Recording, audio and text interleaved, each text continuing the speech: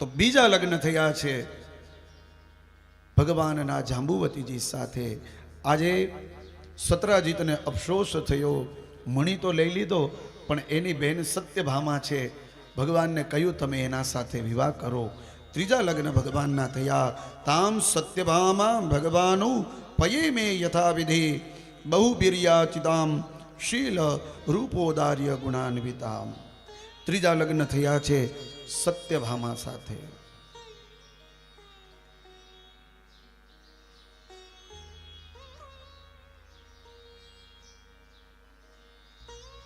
એક વખતની વાત છે, ભગવાન પાંડવોની સાથે ઇન્દ્રપ્રસ્થમાં ગયા છે અને ત્યારે ભગવાન વનમાં ગયા, પાંડવો સાથે છે. યમુનાજીના કિનારે એક સ્ત્રી તપ કરી રહ્યા હતા. અર્જુનને મોકલ્યા અને પૂછ્યું, કહ્યું એને ભગવાન કૃષ્ણએ કે તમે આ સ્ત્રીને પૂછીને આવો કે કેનું ભજન કરે છે, કેનું મંત્રનો જાપ કરે છે. અર્જુન ગયા, પેલી સ્ત્રીને પૂછ્યું તમે કોણ છો, કેનું ભજન કરો છો અને આપની શું ઈચ્છા છે. ત્યારે પેલી સ્ત્રીએ કહ્યું, અહમ દેવસ્ય સવિતુર્દુહિતા પતિમિચ્છતિ વિષ્ણુમ વરેણ્યમ વરદમ તપ પરમમાસ્થિતા. વિષ્ણુ એટલે કે ભગવાન નારાયણ મારી સાથે લગ્ન કરે એ આશાથી હું તપ કરવા બેઠી છું અને મારું નામ છે કાલિંદી. કાલિંદી એટલે કે શ્રી યમુનાજી. અર્જુન આવ્યા ભગવાન પાસે, ભગવાનને કહ્યું તમારા સાથે વિવાહ કરવા છે. ભગવાને કહ્યું ઠીક છે, હા પાડો. ચોથા લગ્ન ભગવાનના થયા છે કાલિંદીજી સાથે. ભગવાનના પાંચમા લગ્ન થયા રાજાદી દેવાસ સ્તનયા મિત્રવિંદામ પિતૃશ્વસઃ પ્રસય્ય રતવાન કૃષ્ણો રાજનરાગનામ પ્રપશ્યતામ. પાંચમા લગ્ન ભગવાનના થયા છે મિત્રવિંદા સાથે. છઠ્ઠા લગ્ન થયા સત્યા એટલે કે નાગ્નજીતીજી સાથે. સાતમા લગ્ન થયા ભદ્રા સાથે અને આઠમા લગ્ન ભગવાનના થયા છે લક્ષ્મણાજી સાથે. અને આ ભગવાન શ્રી હરિ કૃષ્ણના 8 પટરાણી છે, જેને આપણે અષ્ટપટરાણી કહીએ છીએ. ભગવાન જે જે જગ્યાએ જાય એ જગ્યાએ આ 8 પટરાણીઓ સાથે હોય છે. ભગવાન એને લઈને જાય. 8માંથી એકને તો લઈને જાય જ. તો કે યુદ્ધ કરવા જાય ત્યારે, તો કે યુદ્ધ કરવા જાય ને ત્યારે સત્યભામાને લઈને જાય, કારણ કે યુદ્ધ કરતા સત્યભામાને આવડતું. પરીક્ષિત મહારાજે કહ્યું એવો કોઈ દાખલો કરી કે સત્યભામા કૃષ્ણની સાથે યુદ્ધ કરવા ગયા? તો કે હા. એક વખત ભગવાન રાજ દરબારમાં બેઠા હતા અને ત્યારે એક પત્ર આવ્યો છે 16,100 કન્યાનો, જે ભૌમાસુરના કારાગૃહમાં કેદ કરેલા છે. આ 16,100 કન્યાને એ પત્ર ભરસભામાં વચાણો અને પત્રમાં લખ્યું હતું કે હે પ્રભુ, આ ભૌમાસુરે અમને 16,100 કન્યાઓને કારાગૃહમાં પૂરેલ છે, તમે અમને બચાવો. ભગવાને એક પત્ર લખ્યો અને પત્ર જે વ્યક્તિ આવ્યો તો એને આપ્યો કે આ ભૌમાસુરને આપી દેજો. એ પત્રમાં લખ્યું હતું કે હે ભૌમાસુર, આ દિવસે હું તારા રાજ્ય ઉપર ચડાઈ કરીશ, તું તૈયાર થઈ જાજે યુદ્ધ કરવા માટે.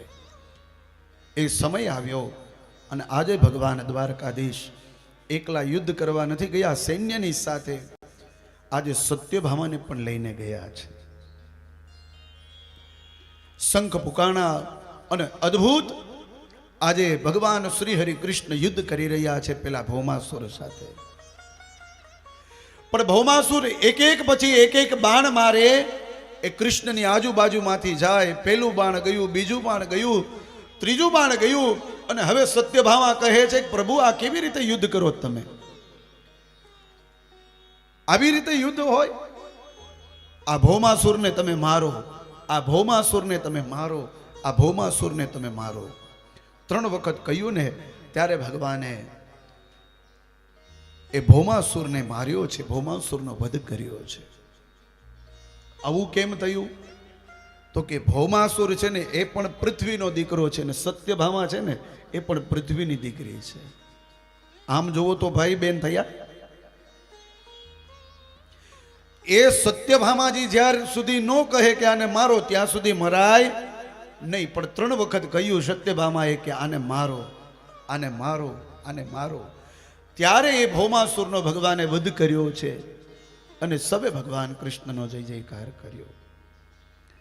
કારાગૃહમાંથી કેદમાંથી 16,100 કન્યાને છોડાવી ભગવાને કહ્યું તમે તમારે ઘરે હવે જઈ શકો છો.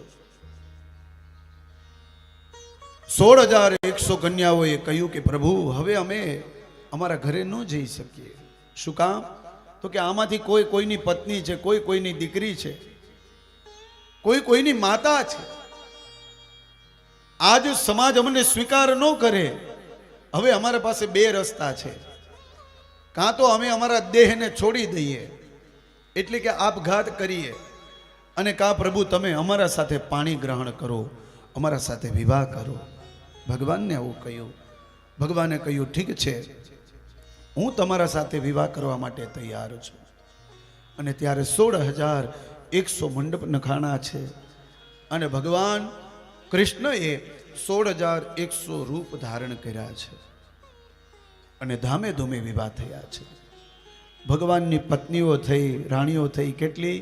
16,108. કેટલી પત્નીઓ થઈ? 16,100 કેમ અવાજ નથી આવતો? ચા પાણી પીવા છે? 16,100 હા. ભગવાનનો સુંદર એવો ઘર સંસાર ચાલે છે અને એક એક પત્નીઓને 10 દીકરાઓ અને એક દીકરી. આવો ભગવાનનો પરિવાર છે. એટલે 16,108 ગુણ્યા 11 બરાબર જેટલા આવે, લગભગ 1.25 લાખની આજુબાજુ સરવાળો આવે, એટલા ભગવાનના દીકરાઓ સંતાનો છે. આવડો એ ભગવાનનો પરિવાર સુંદર છે.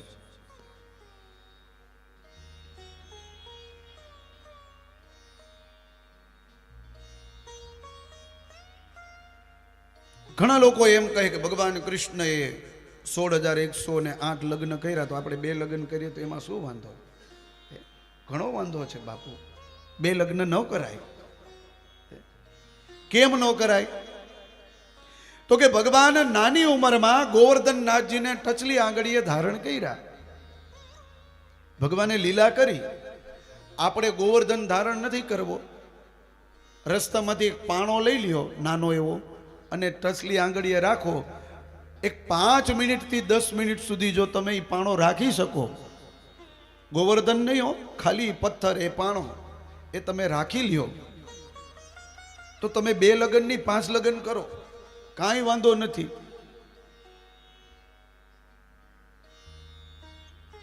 ભગવાને કર્યું નહીં, આપણે કરાય નહીં. તો કે શિવજી તો ભાઈ ભાંગ પીવે છે, તો આપણે પીએ તો શું વાંધો?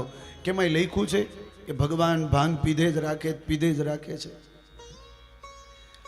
તો ભગવાન જો શિવજી ભાંગ પીતા હોય ને આપણે પીવાની, હલો પીવો, હું એમ કહું છું પીવો, તમારે ભાંગ પીવો, કાંઈ વાંધો નહીં. ભલે આપણે શ્રાવણ મહિનામાં 1 વાર પીવો, પણ ભગવાન શિવે ઝેરે પીધું છે, તમે એકાદ ઘૂંટડી પીતો જોવો. ઝેર કેમ નથી પીતા?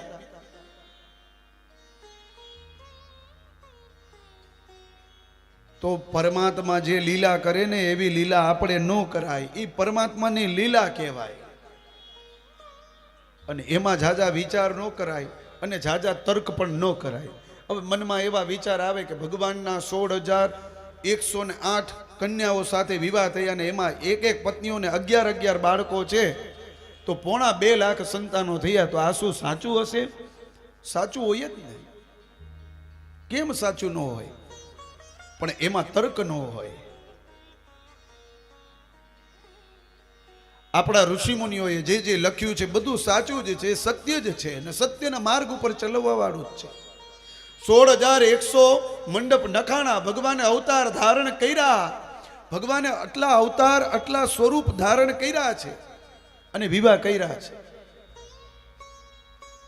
એક લીલાઓ આ ગ્રંથમાં બતાવેલી છે, બધી સત્ય જ છે.